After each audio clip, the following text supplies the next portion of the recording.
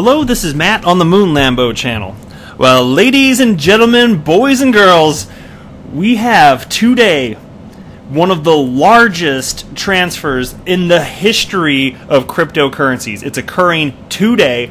It's from Grayscale to Coinbase, and it includes XRP, it includes Bitcoin, Ethereum, and Litecoin. And actually, for all I know, because I don't know exactly when it's happening, maybe it already happened prior to me even pressing record on this video. I don't know.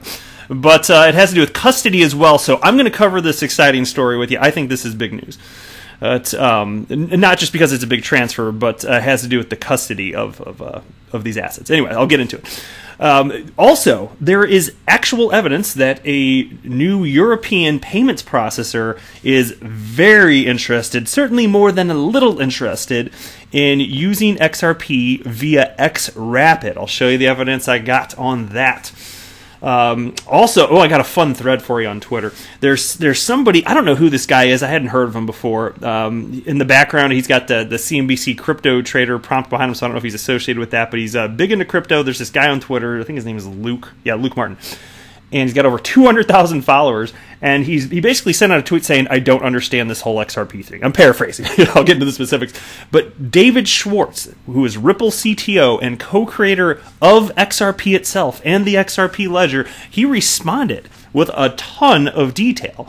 And he's always just super insightful. He's just talk about a wealth of knowledge. I mean, the man freaking created XRP. So I'm going to share with you a bunch of his tweets, Luke's response to that. And then David also goes on to talk about stablecoins and a little bit about Libra. So I've got a bunch to share with you, David's thoughts on these topics. And then I will close out the video by covering a piece about an analytics firm, a blockchain analytics firm, finds that only 2% of transactions on the Bitcoin blockchain are for illicit purposes. But before we get going here, if you would please delicately tap that like button. And if you are a fan of Ripple and XRP, hit subscribe. Moon Lambo thanks you if you do so. All right, let's get into the content. And I got this tweet from Crypto Enzo.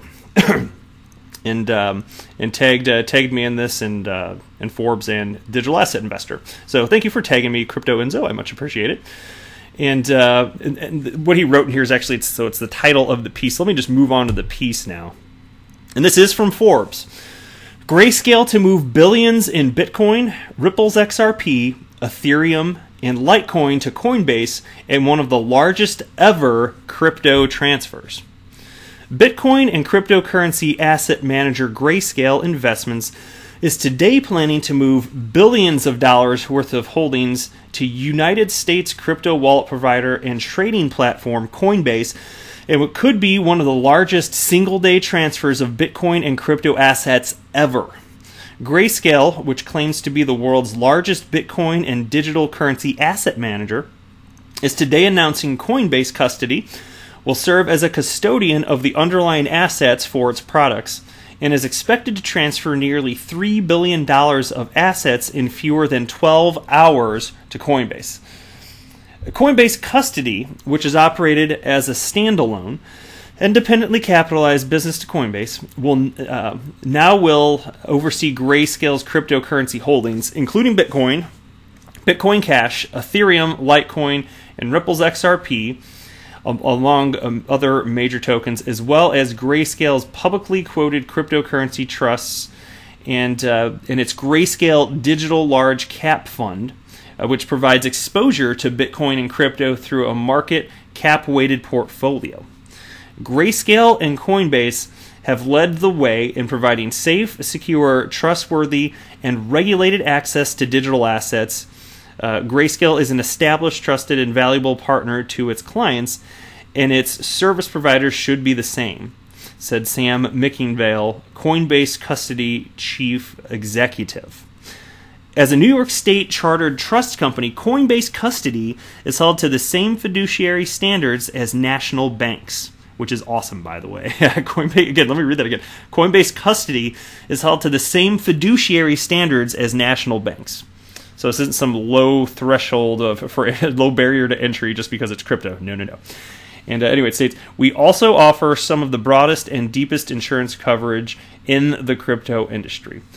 Let me tell you why I think this is absolutely massive. We've been talking about what's it going to take, what will it actually take for crypto assets to become a multi-trillion-dollar asset class. What is going to get us there? One of the biggest things that's been holding back the entire asset class, and thus XRP as well, is the issue of custody.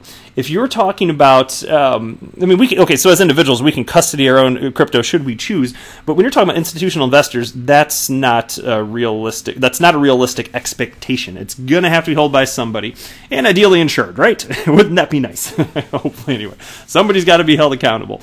And so anyway, as there are more options made available, you will see that there will be additional institutional investors come into play here. And who are institutional investors? Well, it can be a number of different types of entities, such as public pension funds, endowment funds, mutual funds, commercial banks. There are a lot of different types of institutional investors. And these institutional investors, yes, we're seeing increasingly, they are wanting exposure to this asset class as it becomes abundantly clear the more time passes that their staying power to crypto. They're going to want this exposure, and you need the infrastructure to make this happen. That's why this is of such substantial importance. This is a big deal. Whatever you think about Coinbase and how long it took them to get XRP listed as an asset on their little exchange, I personally don't have a grievance against them, but I know a lot of people in the XRP community too, and I don't fault anybody for feeling that way. I just don't. I personally don't, but I totally get how some people do. But however you feel about them, this is good. We want this. Coinbase custody, we want them to succeed, absolutely. What's good for the asset class as a whole is good for XRP. I want to see multiple winners. I am not a maximalist of any coin. I never will be, because that makes no damn sense. Makes no damn sense. Let there be other winners too, and there are going to be. There's no way that XRP, as fantastic as it is, it's not going to be the solution that everybody wants for every application that will ever occur on this little green and blue earth. It's just not going to happen. That's the type of thinking that Bitcoin maximalists have for Bitcoin. Let's not engage on that on this side. As if XRP is going to be everything for everyone. No, it won't be. It never will be. But it is quite fantastic. It is one sexy cryptocurrency. All right, it just is. It's doing all sorts of stuff, and it is neat because, admittedly, you can do a lot. I'm most excited about its use case as a bridge for cross-border payments, because I'm seeing that used in commercial production today. And I think the whole concept right now, since most of the asset class is not parsing out true utility, I think it's tremendously undervalued.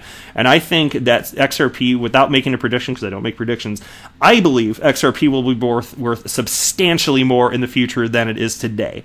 All good things in time. We will get there, right? So I'm going to keep watching for stuff like this. I love hearing about custody solutions. I don't care if that sounds dorky. It's exciting. To me it is. Okay, it just is. You can make fun of me. I don't care. I think it's cool. All right. I'll move on to the next piece here, though. This is from Alex Cobb's website, the XRP Daily, and this is more awesome than I thought it would be. Actually, nothing against Alex Cobb. I think he's fantastic. But when I heard, payment provider. Okay, what's the actual evidence? By the end of it, I was like, oh, there actually is something here. So check this out. Let me start reading the piece. I'm not sure how to pronounce this. I think it's Equins. I don't know. We'll just go with Equins. Oh, damn it. Equins is Europe's first pan-European payment processor in 2006, which is a result of the merger of Europe's two largest payment processors, the Dutch Pay Interpay Netherlands BV, and the German, oh god, I'm going to butcher, Transaction Whatever. That looks like somebody if you're looking on the screen seriously, that looks like you took all the letters in the alphabet and put them in a box and jumbled them up and then just threw them down. Like, that's what that looks like. It looks like somebody just kept their hand on like a number of keys too long and didn't realize that it was continuing to type. If that is the real name of a bank, that is freaking hilarious. That is ridiculously long. All right, anyway, so the payment processing company is owned by major German, Dutch, and Italian banks. All right. So today, valued XRP community member @Stewart_XRP discovered a document from Equins Worldline from January 2017. This is very old, but I have never seen anyone bring this up elsewhere in my 2+ years in the XRP community. Nevertheless, it shows some very compelling information suggesting that Equins wants to use Ripple's XRP. They're very aware of the current 2 to 6 day international payments problem, and they know that XRP has insanely fast settlement times. And then there's a little screen, there's a little graphic, it's like a little slide that's on the screen right now. If you want to read it, feel free to hit pause. That's cool. If not, I'm going to keep reading now. They are clearly very supportive of the idea of using XRP, and this was 2 years ago when people thought that nobody wants to use XRP. And now I want to say, before I read further, that is fascinating to me because 2 years ago, XRapid was not launched, not even in beta. It was about 2 years ago. It was summer of 2017 when the beta version of XRapid, I don't know if I just said XRP a moment ago, when the beta version of XRapid was released in beta form. And then a year later, roughly, October of 2018, the production version was released. So neither of those had been released, and they were still talking about using it, and that is fascinating to me. So let me read on. The XRP community has been a little skeptical of this piece of information because of the spelling error central at the top where it should have been central. Oh, I'm sorry, they wrote central. You can see that. Eliminated central entities. Okay. Recently, a known scammer in the XRP community falsified a Swift document to spread hype about them using XRP, and people found that out because of grammatical issues and inconsistency in the number of pages. However, @Stewart_XRP confirmed the source and gave a link to the document. There's a spelling error, but the source is legitimate.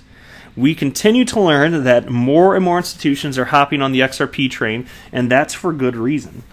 Just for fun, take a look at this letter to the Federal Reserve that was archived, Federal Reserve domain. I'm not going to click on that, but I did go ahead and pull this up. So this is the actual website. So yes, it is a real slide. Yes, this is an actual thing. Alex is not just making this up. He wouldn't do that, but I'm just saying, like, of course he's not. And here's the proof of it. And we know today that there are over 20 customers of Ripple's that are utilizing XRapid, and we don't know who all of them are. A lot of them want to remain private, so even though this is publicly listed, for all we know, this company already is using XRapid. I am not sure, but regardless, they have expressed interest, and whether or not they're going to be one of the first movers, I think if you, seriously, the world is going to switch to this. This is going to happen. You cannot stop this. If you want instant settlement, this is the only way humans have devised for this to take place if you're converting from one fiat currency to a different fiat currency. There is no other solution. There isn't. So yes, this is happening. So whether or not they do it today or a year from now or 3 years from now or whatever it is, it's coming. But who knows? Like I said, hey, they expressed interest early on before the beta version of XRapid was even out, so who knows? Maybe they're already using it. All right, next piece here, and I'm going to be real brief with this. This is a silly article to me, completely factual. Well, pretty much. It's from thedailyhodl.com, and it's titled, Ripple releases 1 billion XRP worth $314 million from escrow. Why is that ridiculous? It happens every month. This is not newsworthy, but I wanted to point it out just because it seems so silly to me. And then they cite that, and you can look how short this piece is. It's like 3 sentences or something stupid. It's like nothing. So then they had to fill it up with other stuff unrelated to the escrow release, including how much XRP Ripple reported selling in the second quarter of 2019. So they included stuff like that. But, it's funny because you get these whale alerts, and I will say, every time this happens and volume spikes every single month, there's at least one person I see in my Twitter feed saying, whoa, what's going on here? Why is there so much action on the XRP ledger? And I'm like, oh my God, it's the beginning of the month, isn't it? And then sure enough, every time. So here you go. And here's a whale alert on the screen right now, so I just find it comical. All right, let me move on.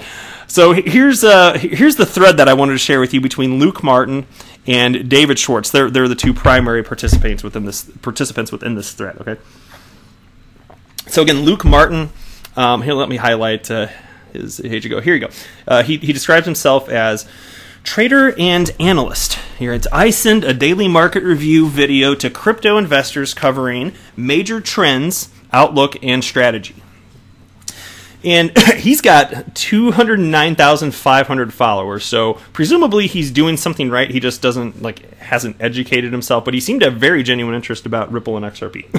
So here's what he sent out via tweet here. Facebook is a tech company that tried to create a new currency which would track a basket of fiat currencies.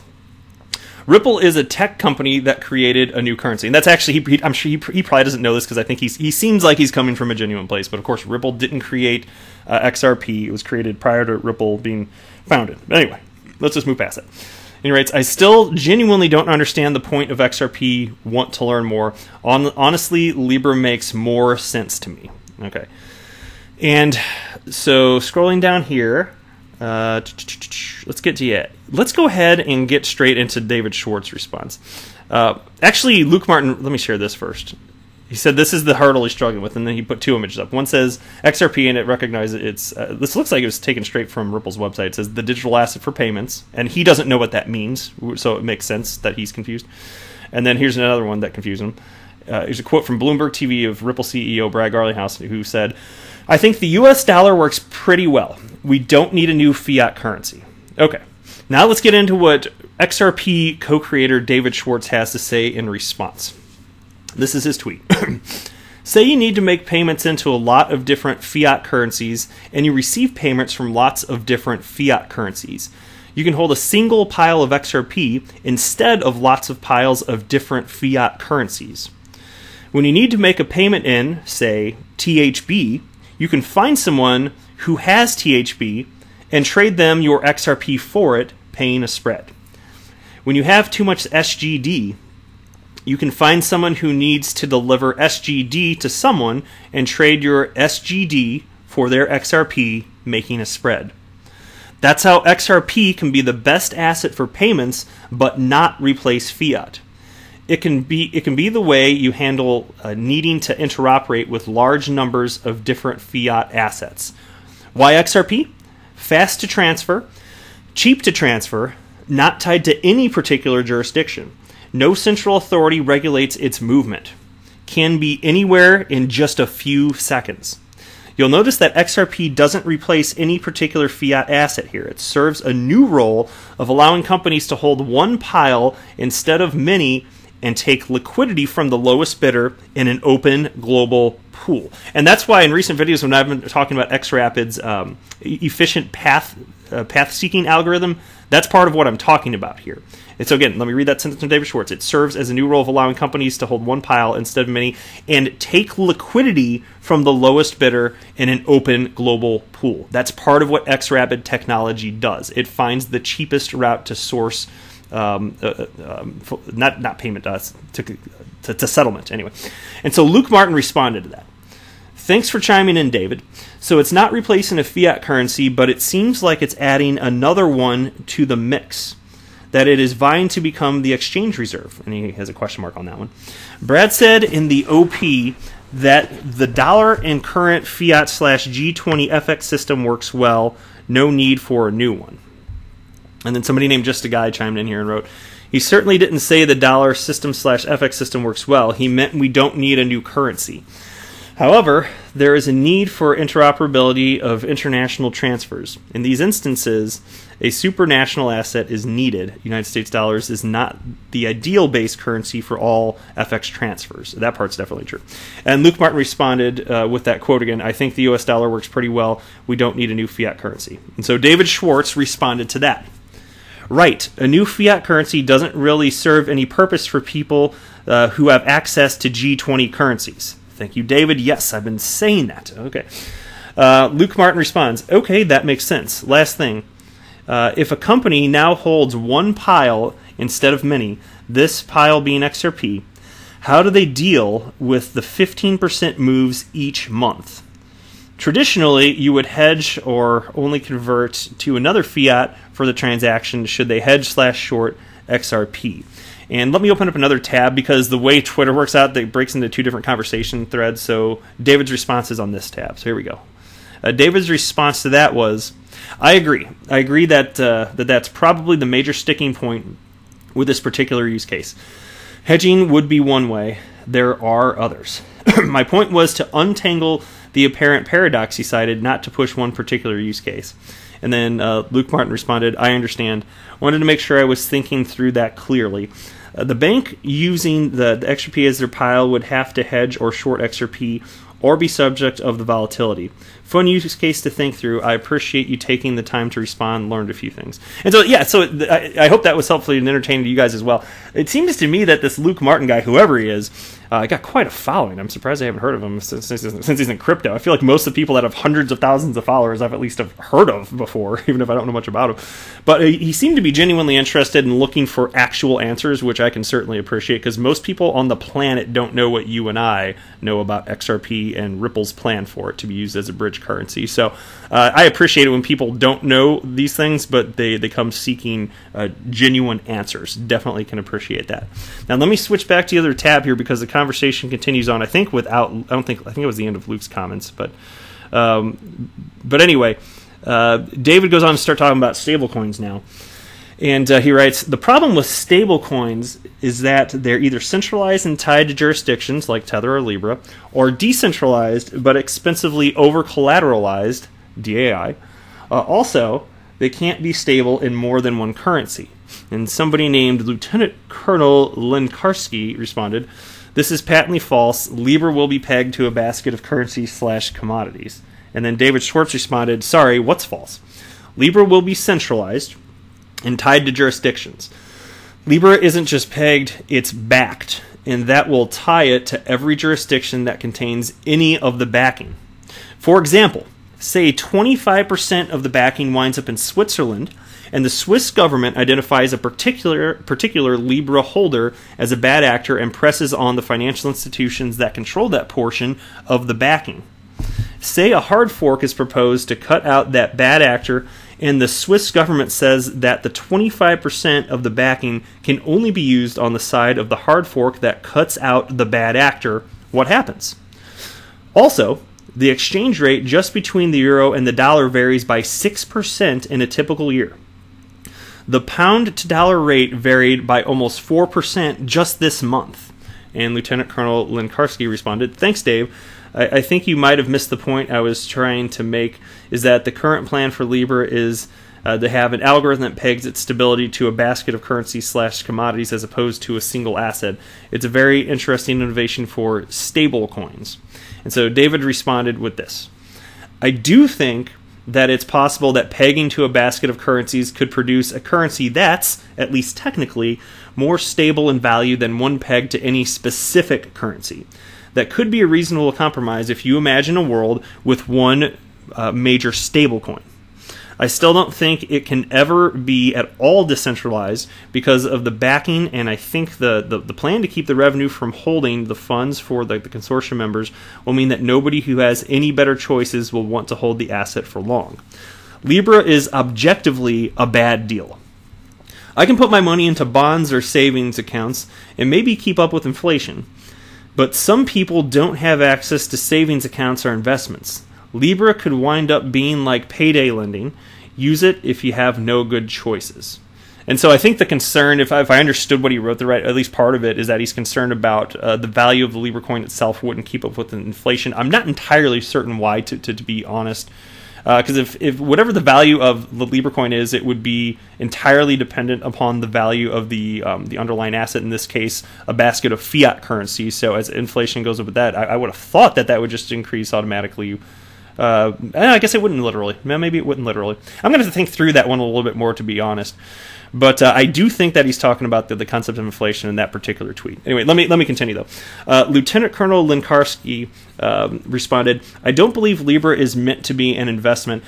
I think the purpose is to create a new global currency which can easily be transferred online without the need for a banking relationship. I believe the Bible has an opinion about a global currency. If Libra gained traction, it could either be very good or very bad for those in countries that did not have a strong national currency. And then David responded, a currency that you only hold if you have no access to decent currencies? Sign me up. And then so Lieutenant Colonel Lenkarski responded, it would mean that the large multinationals of the Libra consortium would essentially own these banana republics. You could call them Libra republics. And then David responds, that might be the play, the payday lending of crypto. Which, he's serious, and it sounds rational to me. It's just kind of funny to hear it. That might be the payday lending of crypto. And yeah. So anyway, that pretty much wraps up the content on that particular piece there. I found it fascinating. I love reading tweets from David Schwartz. I'm always learning from this dude because you never know when he's going to drop a little nugget of something that you were just completely unaware of. And I love hearing how he thinks about the whole crypto ecosystem at large, whether it's XRP or in this case, well, he did talk about XRP, but also Libra as well. All right, last piece for this video is from CoinDesk. MIT's AI lab analyzed 200,000 Bitcoin transactions. Only 2% were illicit. Blockchain analytics firm Elliptic collaborated with researchers from the Massachusetts Institute of Technology to publish a public data set of Bitcoin transactions associated with illicit activity. The group's study detailed how researchers at the MIT IBM Watson AI Lab used machine learning software to analyze 203,769 Bitcoin node transactions with roughly $6 billion in total. The research explored whether artificial intelligence could assist current anti-money laundering (AML) procedures. Only 2% of the 200,000 Bitcoin transactions in the dataset were deemed illicit as part of Elliptic's initial work. While 21% were identified as lawful, the vast majority of the transactions, roughly 77%, remained unclassified. To date, there have been an estimated 440 million Bitcoin transactions since the network's launch in 2009. To be clear, actually, you know what? For comparison's sake, I'll say this. So 440 million Bitcoin transactions in 10 years. I was unaware of that fact until this article. Just for reference, the last number I saw for XRP, which of course has a much smaller market cap anyway, so take that into consideration. It's still being adopted. But XRP, there have been, last I saw, over 48 million ledgers closed. So that means 48 million transactions for XRP versus 440 for Bitcoin. But Bitcoin's also been around a lot longer, and it's got all the cachet for being the first one. So I'm just stating that just for a fun factual thing. But anyway, and then it goes on. To be clear, the 2% comes from an elliptic data set that was previously not public, and the figure was merely affirmed by the MIT researchers' analysis. The data point is in line with a study from competing analytics firm Chainalysis, which estimated just 1% of Bitcoin transactions in 2019 were known to be associated with illicit activity. Since Elliptic is frequently hired by law enforcement agencies around the world to identify illegal activities using cryptocurrency, this research aimed to identify partners that can help distinguish illicit usage from lawful Bitcoin usage, especially among unbanked individuals or other unknown entities. Then it writes, here's a quote now, "A big problem with compliance in general is false positives. A big part of this research is minimizing the number of false positives," Elliptic co-founder Tom Robinson told CoinDesk. The key finding is that machine learning techniques are very effective at finding transactions that are illicit. And so, I'm not terribly surprised to hear this. Cryptocurrency is a bad means to engage in nefarious activities. It just is. So it's good that somebody's actually looking into this, but you could use almost any technology in existence for bad. It's always going to be a small percentage of bad apples out there, so there's always going to be something, fine. But I don't like that there are certain, say, United States congressmen and regulators out there that want to use nefarious activities conducted by a small few to paint the whole asset class as something that just shouldn't be around. I don't like that. So it's good to see pieces like this, even if it's pretty much just about Bitcoin. So anyway, but I am not a financial advisor. Do not buy or sell anything because of anything that I say or write. That would be a very, very, very bad idea. And that's it for this video. And so until next time, to the moon, Lambo!